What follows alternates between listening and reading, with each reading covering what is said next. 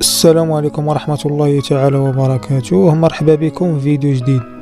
كنتمنى تكونوا كاملين بخير وعلى خير. في هذا الفيديو هذا جبت لكم 4 ديال السيارات مستعملة أثمنة مناسبة. يلا نبداو على بركة الله.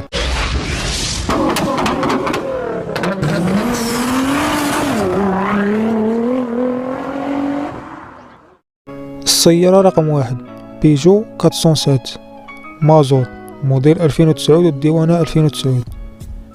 الضريبة ديالها 700 درهم. 6 ديال الخيل. طوموبيل نقية اللهم بارك. الثمن اللي كيطلب مولاها 7 مليون ونص، والمدينة فين كتواجد مدينة سلا.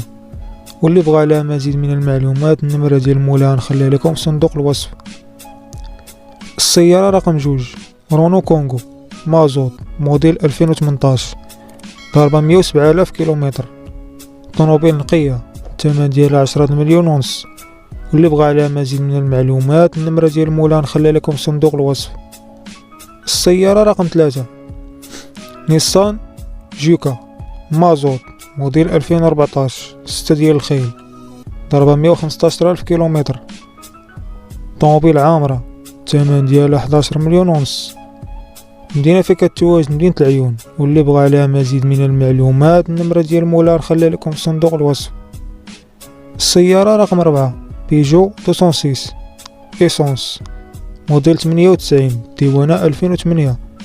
طوموبيل نقية فيها 6 الخيل. مولاها كيقول خاصها شي رشة ديال الصباغة من برا. الثمن ديالها 3 المليون. مدينة فين كتواجد مدينة بني ملال، واللي بغى عليها مزيد من المعلومات النمرة ديال مولاها نخليها لكم في صندوق الوصف.